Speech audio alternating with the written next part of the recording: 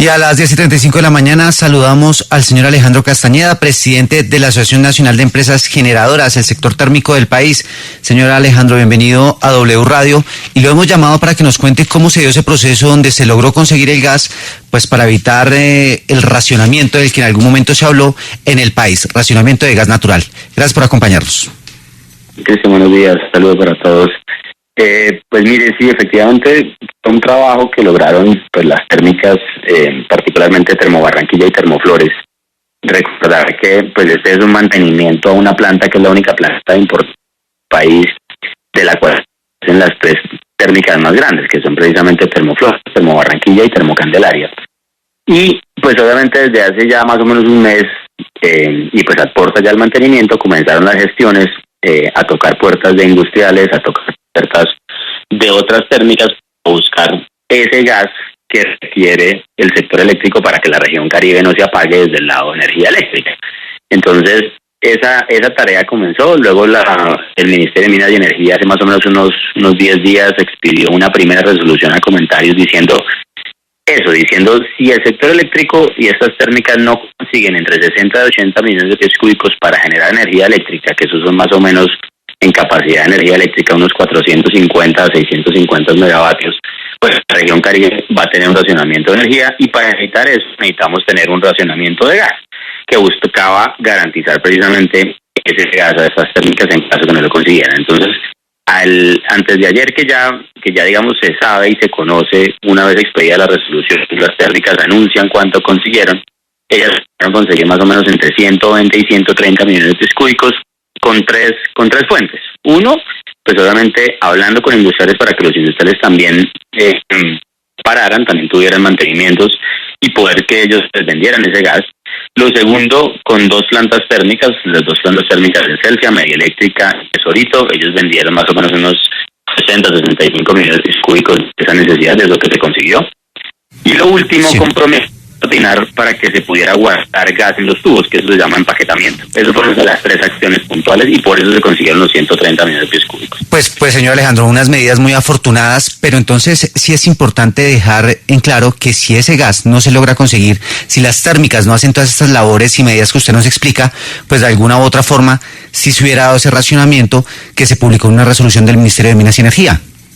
Claro, eso es totalmente, digamos, eso es lo que iba a pasar. Es decir, si las térmicas no hubiéramos conseguido el gas, lo que aplicaba era un racionamiento en el cual el gobierno determinaba a quién le quitaba el gas.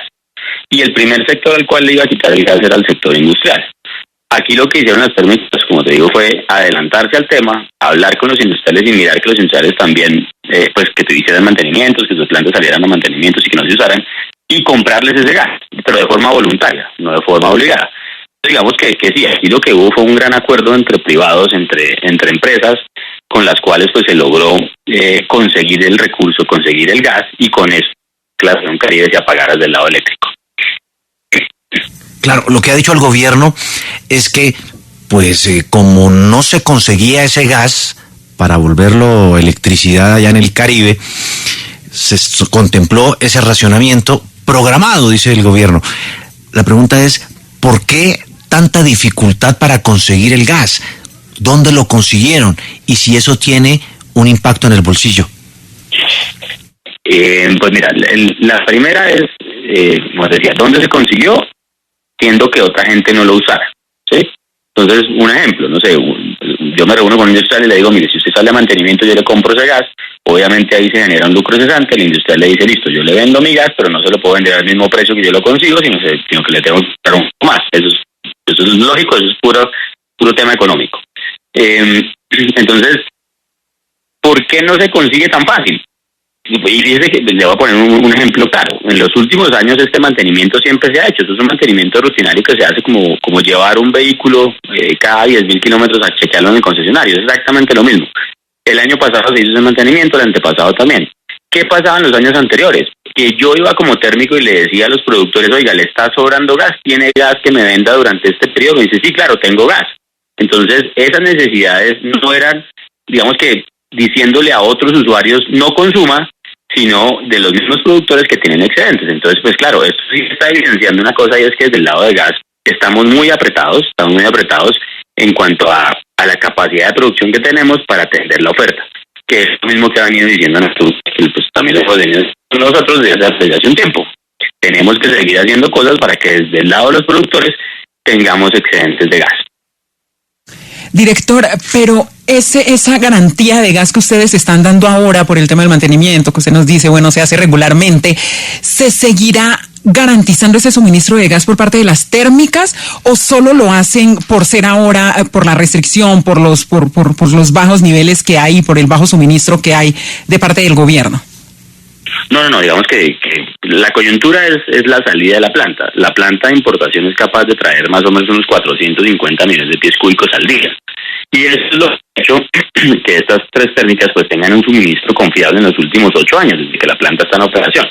¿Cierto? Entonces, una vez la planta regrese a su operación normal el próximo lunes en la noche o el martes en la mañana, perdón, ya se normalizaría ese flujo. Entonces ya el gas vuelve a estar en las manos pues de los que usualmente lo estaban utilizando, de los dueños de ese gas, de los industriales y de las otras térmicas, y volveremos al flujo normal, es decir, a importar gas, a que las 3 térmicas de la región Caribe tengan ese suministro, porque pues desde el lado eléctrico seguimos estando muy bajos en el nivel de los embalses y vamos a seguir necesitando térmica por lo menos hasta el próximo mes de mayo. Mientras recuperamos el embalse de aquí a diciembre, llega el verano y en el verano vamos a seguir usando térmica para que no disminuya el embalse y para que nos aguante lo que almacenamos, y después, una vez llegan las lluvias en abril, para volver a recuperar el embalse. Entonces, importante pues decir eso, que una vez la planta entre en operación se normaliza y volveremos a contar con esos 400 millones de cúbicos de gas importado para el suministro de las térmicas. Pero usar el gas para electricidad ¿va a encarecer la tarifa del servicio de energía? No, digamos que no. Digamos que por el otro lado, las condiciones regulatorias del mercado eléctrico no cambian, siguen siendo las mismas.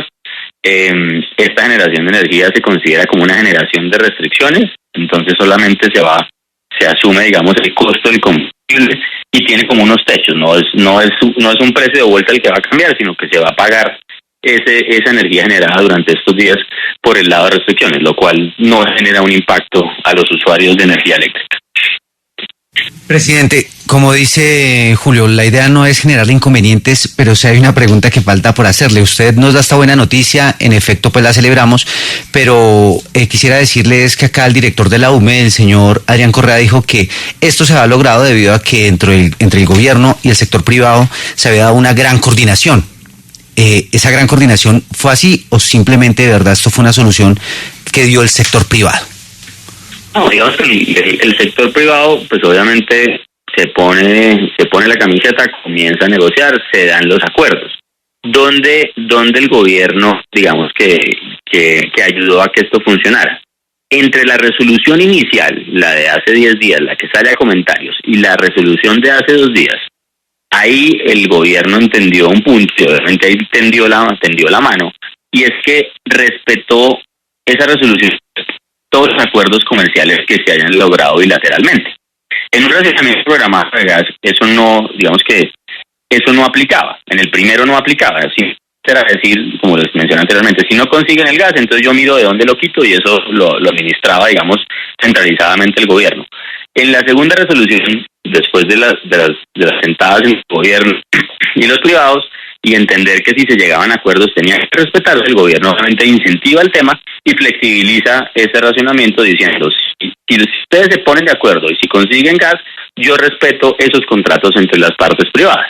Eso obviamente ayudó a que fluyera, a que se cerraran los 130 millones cúbicos. Entonces digamos que sí hubo cierta coordinación, pero digamos que el esfuerzo grande también es.